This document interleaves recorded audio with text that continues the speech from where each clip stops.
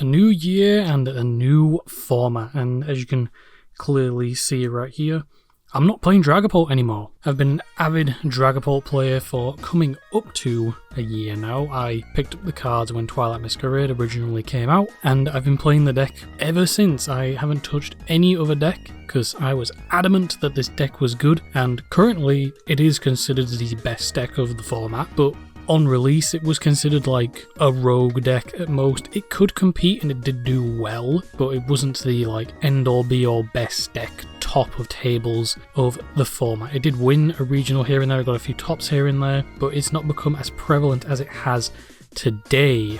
I'm going to be honest, I want to change for the new format and the new year. Obviously with rotation we've lost a lot of decks and a lot of really good cards, so going into the new year, the new format, it's pretty obvious what the best decks are going to be. You know, everyone's saying Dragapult, Raging Bolt, Charizard is still up there and all these kinds of decks. But we also have some new decks coming from the new set Journey Together, giving us back Trainers Pokemon. End's deck is very interesting, it reminds me a lot of Mew VMAX, which is a deck that I also used to play before the 2024 rotation, as in you have this main attacker that basically copies the attacks of your other Pokemon, which can alleviate like high energy costs and all that kind of stuff. And those other Pokemon kind of act as a support, but in this deck not really, they're just there mainly to copy the attacks of, unlike something like Mew VMAX where you had stuff like Genesect that could draw your cards, which was a very broken card might I just say. But even then I still find this deck extremely fun. I've been playing it a bit on TCG Live and I've been tinkering around with different builds here and there. I've been playing a very heavy tool build with stuff like Arven, and recently I decided to pick up the more heavy draw build that plays like 4 Iona and 4 Research, and you'll see as we get into the deck list what build I've decided to go for. So without further ado, let's begin. So starting off the list, we have 4 Ends Zorua and 4 Ends Zoroark. The key thing to note about these trainers Pokemon is that you do specifically have to play Ends Zorua. You can't just play any Zorua, because Ends Zoroark does say evolves from Ends Zorua specifically. So you can't just play any Zorua like you could in, you know, like other decks like Charizard. You could play a mismatch of different Charmanders. Again, with stuff like Gardevoir, you could play a mismatch of different Curliers and Ralts. In these decks, you have to play the specifically named card. So 4 Zorua, of course, and 4 Zoroark, because this is our main card, and an incredibly powerful card at that. 280 HP Darkness type, with the trade ability that says you can discard a card from your hand to draw 2 cards. Identical to the Zoroark we had in the past, that came in one of these shiny sets. I don't know it off by hand. But unlike that Zoroark, this Zoroark again has a different attack. For 2 Darkness, you can choose one of your benched Ends Pokemon's attacks and use it as this attack. As I explained, it's pretty much very similar to how Mew VMAX used to play, where this is your main attacker and you're basically copying the attacks of your other Ends Pokemon. Basically 2 Darkness energy for whatever attack you want to use, and we do have some pretty good attacks to copy at that.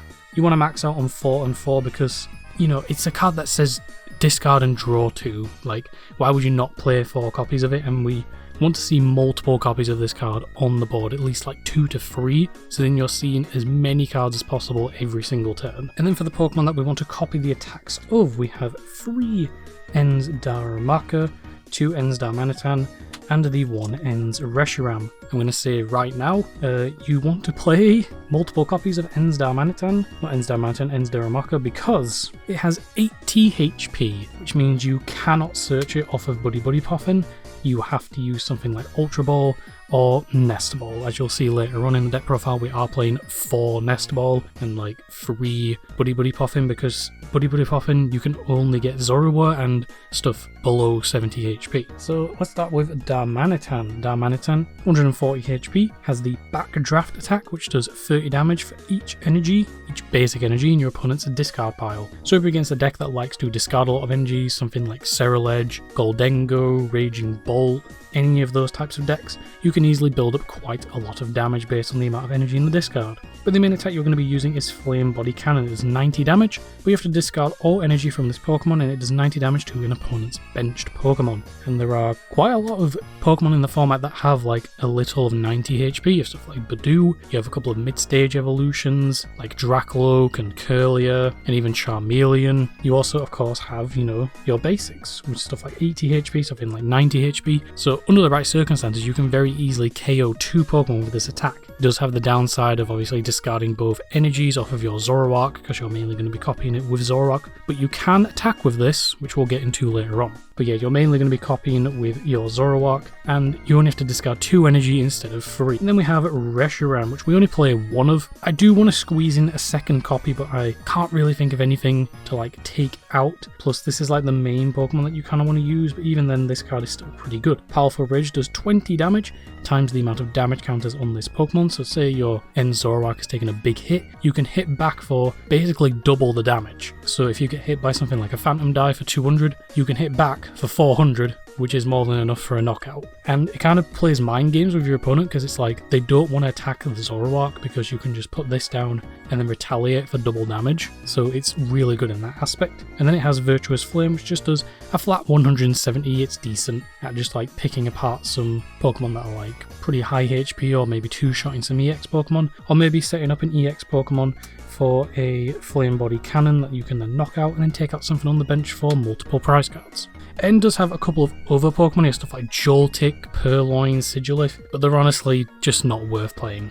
And then the other Pokemon, we have one Badoo, because a Badoo is Badoo, it helps slow down the game. If you're not able to get yourself established very quickly, or you don't see any Zoroarks or anything like that, you can just slow down the game while you draw a couple of cards, and also stop your opponent from racing ahead of you. Monkey Dory, because this is a Darkness deck, so we can attach a Darkness energy to it in order to take 30 damage off of one of our Pokemon onto one of our opponent's Pokemon, because Dragapult is going to be a very prevalent Pokemon in the format, so getting rid of that 60 bench snipe is going to be very helpful. There's Serendipity, so we can draw cards. Petulant EX, it has the ability to move one of your bench Darkness Pokemon into the active, and N's Zoroark does have a 2 retreat cost, so instead of having to discard away 2 energy, you can just use this to bring it up into the active. It does poison it, but that also means you can use stuff like Binding Mochi, which I'm not playing, but it does open up opportunities for that. Plus, you can actually attack with this. For 2 Darkness, its attack does 60 damage for each prize card your opponent has taken. So in the late game, if your opponent's taken like 4 or 5 prize cards, you can hit for,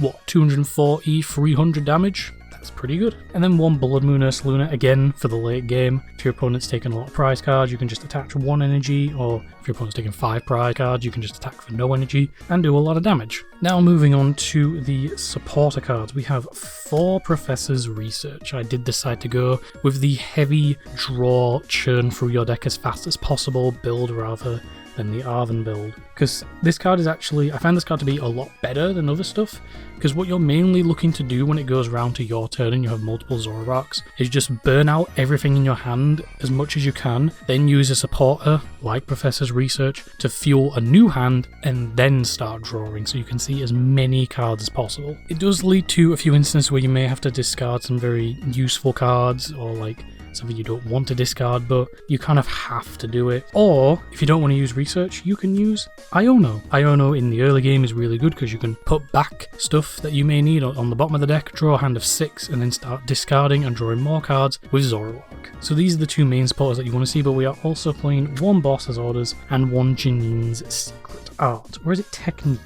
It's art. So Boss's Orders, so we can bring up anything we want, and Janine allows you to attach Darkness energy from your deck to 2 of your Darkness type Pokemon, and if you attach to the active, it is poisoned. So it's a way of getting out energy from the deck, because we only play small energy count, and even though you can draw through your deck quite fast and see a lot of cards, there's many times where I've missed an energy drop.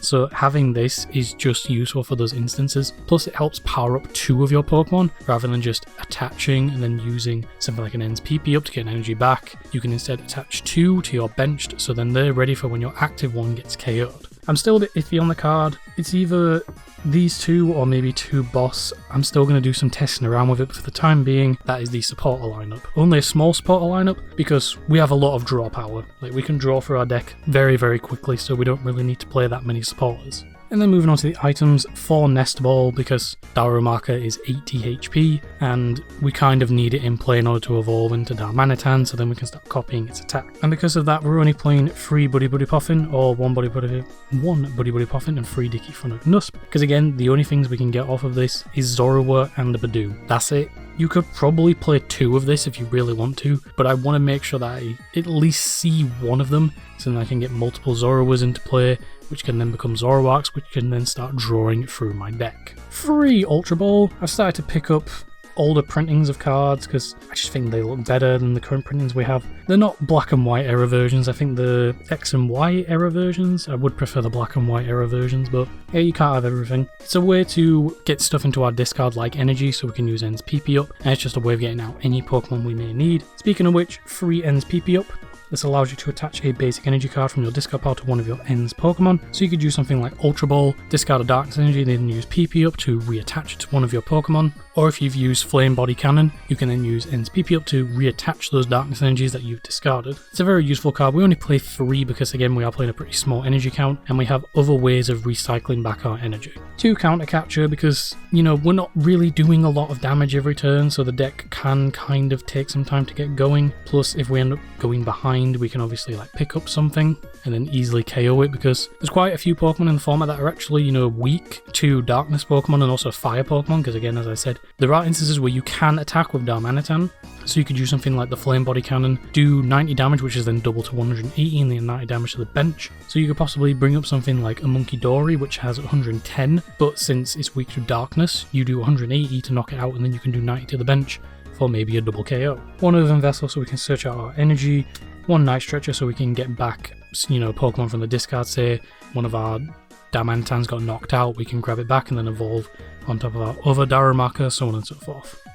And then Super Rod so we can get stuff back into the deck if we had to discard them off of stuff like Research or our Zoroarks. And then our A-Spec is Unfair Stamp. Again, just another way to draw cards and also a way to disrupt our opponent's hand. And then for the tools, 1 Power Glass and 1 Defiance Band. Defiance Band, if we're behind on prizes, gives our attacks an additional 30 damage. Power Glass says at the end of your turn after you attack, you can attach a basic energy card from your discard pile to your active Pokemon. So basically you can Flame Body Cannon, and then if you have Power Glass attached, you can reattach one of those energies that you had to discard. Very, very helpful, because then on the next turn you can just attach a new energy and Flame Body Cannon again.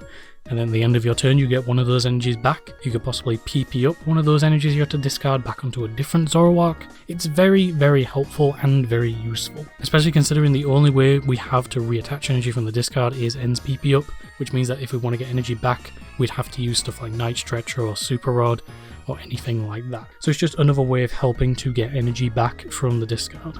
And then we're also playing 2 Ends Castle. This says that our Ends Pokemon in play, both yours and your opponent's, so if you're in the mirror match, do keep that in mind, have no retreat cost. So it basically makes all of your Ends Pokemon free retreat, which is very, very powerful, because if you have an Ends Zoroark in the active that's taken some damage and you don't want it to get KO'd, you can just retreat into a different one, attack with that one. You could maybe retreat into a Darmanitan, or maybe you could bring up a Darmanitan as sort of like a pivot option because you don't really know what you want to do for your turn at the time being. Then once you get some stuff established, you can retreat into a Zoroark, so on and so forth. And then for the energy count, we are playing 6 Darkness Energy and 2 Reversal Energy. So this lets you attack with Darmanitan, because it says, as long as this card is attached to a Pokemon, it provides colorless energy. If you have more prize cards remaining than your opponent, and this card is attached to an evolution Pokemon without a rule box, it provides free energy of every type at a time. So you can very easily attach this to Darmanitan, bring it into the active, and just use its attack straight out without having to copy it. Plus, you're only getting rid of 1 energy. It is a bit risky because your opponent could, you know, knock out that Darmanitan, but if you have a backup one on the bench, it's kind of fine, because you get a 2 prize knockout maybe, and your opponent's only going to get a 1 prize knockout. Plus, even if you don't need it, you can just discard it off of Zoroark and go from there. And that is the deck list. Let me know your thoughts in the comments, what you think about this deck. Are you looking to pick it up, or are you planning to play something else for the format? Are you going to keep the deck that you currently have? Maybe you're playing something like Raging Bolt or Charizard, or maybe even like Terrapagos or Terrabox or something like that. Or are you going to be picking up one of the new decks from Journey Together, like Zoroark, like Hopsazashian, maybe even Iono or Lily, so on and so forth. Let me know what you think of the deck list. What would you change? Do you think I could make any changes, any improvements, so on and so forth? Constructive criticism only. Don't go telling me that my list is terrible and that I'm wrong. Please be constructive and also be nice. I'd like to thank you all for watching. Make sure to like, comment and subscribe, all of that nonsense, and I will see you in the next video, whatever that may be. Take care.